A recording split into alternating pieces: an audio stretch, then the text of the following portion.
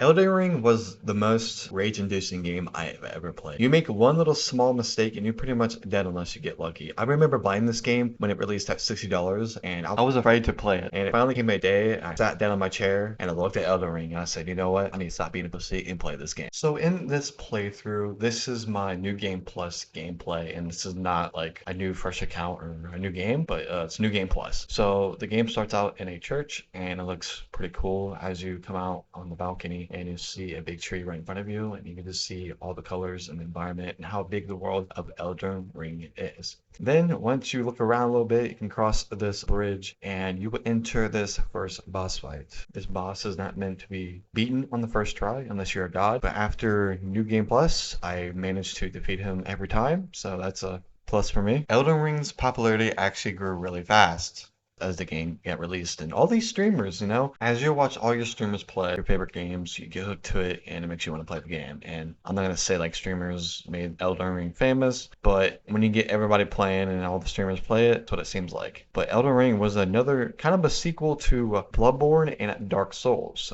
This is actually my first game that I played was involved in Dark Souls. I actually tried to play Dark Souls 3 one time and I completely failed and I died and I got off the game. But I thought it was just going to be a normal game where you just fight regular bosses, but no, this is like some like high level, you need to dodge at the right time or you're going to die in one shot game. I was like, oh crap, this is going to take a lot of time, a lot of effort. You got to explore the map to really upgrade your gear and your weapons so you can have a chance to fight these bosses, and it's Elden Ring took it to the next level. Like you got magic, you got regular builds, so many builds you can do to actually do in this game. And Elden Ring accomplished that really easily for the fans and for the people. Crazy. As you explore Elden Ring and kill bosses and kill regular enemies, you will receive ruins, which is located on the bottom right of your screen. There will be rest at Site of Grace locations that will be located and scattered around the map. It can be used to level up. You can also use it to change the time of the day. What's cool about Elden Ring is depending on the time of the day, night or day, you will find bosses exclusive to that time. The game also looks good at nighttime, even if you're on prioritized frame rate performance setting, which is amazing. Even prioritized quality even looks really good and feels good, and it looks incredible. I want to do a side-by-side gameplay of performance and quality, so you guys can really tell a difference here. Probably not, but they both look good. The image quality looks good on both of them. And I think it's just personal preference. I think they both look good. So hopefully it looks good to you guys. You also get to ride a horse, which is better than running everywhere. As you explore, you will find boss fights, and when you find this wall of gas and you walk into it, let's say you're in a boss fight. And I noticed while playing your first playthrough, it's gonna be like the hardest playthrough. And once you get through New Game Plus, you realize how easy this game is. Well, except when some bosses are more difficult than others. There's different movesets that each boss has. You really have to learn their movesets and which way to dodge, so it makes it more difficult. But most of the boss fights in Elden Ring are really copy and paste throughout the game. If Elden Ring is your first Dark Souls type of game, I would take this really slow and just explore. And if you run into a boss and you feel like you can't kill him, just keep going around exploring the environment and just taking out bosses and enemies and get more runes to upgrade your weapons and gear, because it's going to get really difficult. And even if you can't defeat that boss, even though you upgraded, you're gonna have to learn how to learn that boss's moveset. For a specific enemy you're fighting, you gotta learn the moveset the way they move, because if you don't, you're gonna keep getting hit and one tapped and just keep dying it over and over. You really gotta learn from your mistakes. There's this part in the game where you enter a library with a bunch of ladies with these little weird suits, and they're holding books, throwing books at you, and the ones that are glowing with the yellow / orange bubble, that's the one you target. There's a mother of that version and a bigger bubble, and she gets to drop and get destroyed. And once you tank her health, you go into the second phase, which is more difficult than the first one. Like the quality on this boss fight is actually ridiculous. Like she'll shoot you with a beam of magic. When this first time happened to me, I'm like, what the fuck just hit me? And I was watching other videos on YouTube seeing this shit. I'm like, there's no way I'm gonna be able to beat this. And the first time going through this, I actually got help, and my friend like one tapped on me because he was using magic, and actually reversed all the enemies and bosses by myself in New Game Plus. And it was actually pretty easy, but Millennia and the Elden Beast was my most difficult bosses. You can actually fast travel if that Grace of Sight is activated, and you can just fast travel to that location without using a horse or running there. I was exploring, I found this big giant metal ball going down this staircase, and I was like, what the hell? And if you just stay to the right, it won't hit you at all, but I don't know why they put a ball there. It just gets people to question it, I guess. Sometimes you can't even see where the boss is on your looking around to see what the boss is and like where is he at? Like he's just covering my whole screen. I don't know what the hell he's at because the camera doesn't zoom out or there's no field of view option. Also, be aware, don't be like me. I fall off the map.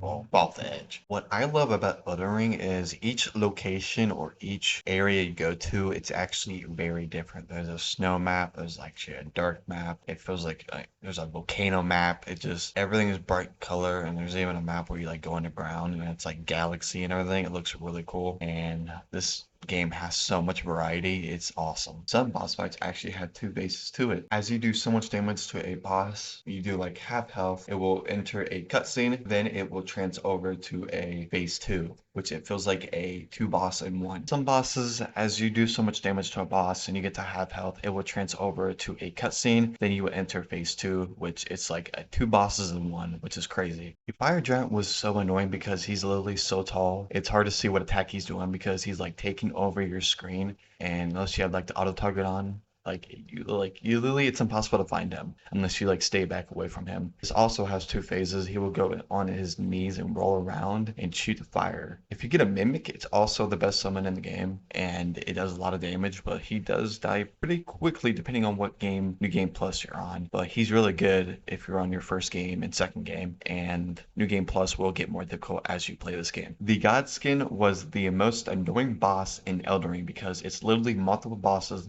but they can summon each other to fight you. You have to kill them multiple times before you can actually defeat this boss. It also reminded me of that tire commercial.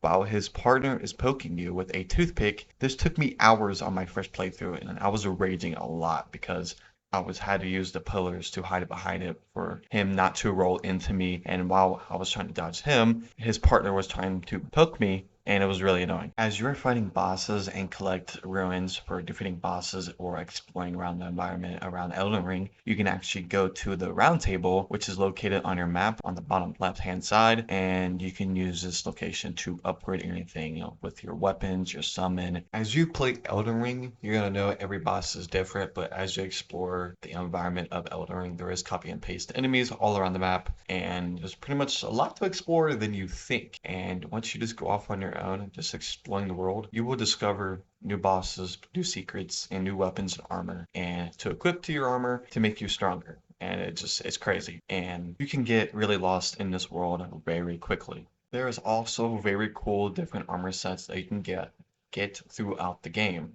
It's really awesome. You can use whatever armor you want, but be careful, it can really slow down your equip load, and I would really upgrade that throughout your experience if you want to have that nice and heavy armor, especially after fighting Radahn.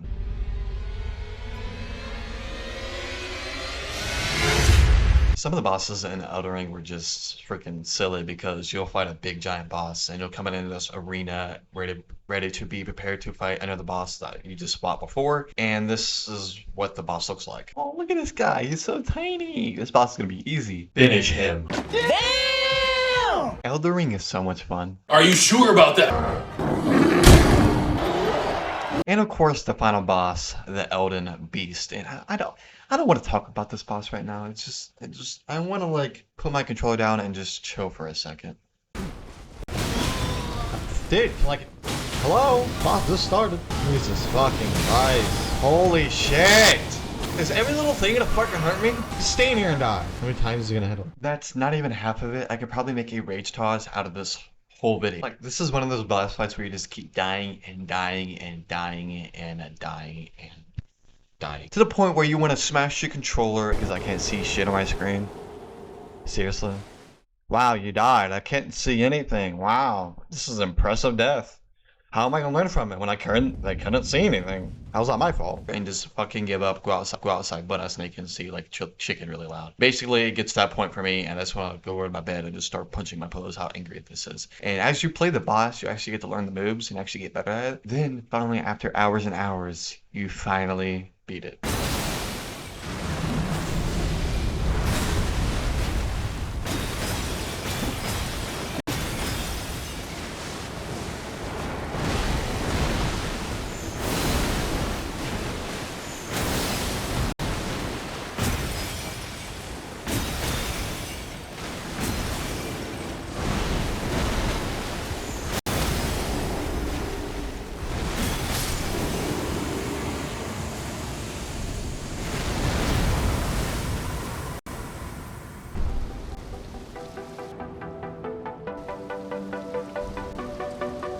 really hope you guys really enjoy this YouTube video and the review of Elden Ring. Comment below what do you guys think, and definitely gonna give this game a 10 out of 10 because of over 300 hours, and this game is actually it's incredible. And yeah, hope you guys really enjoy this. Like and subscribe, hit that bell notification to never miss a video. We're trying to hit 1,000 subscribers, so subscribe to the channel. Hope you guys really enjoy this, and I'll see you guys next time.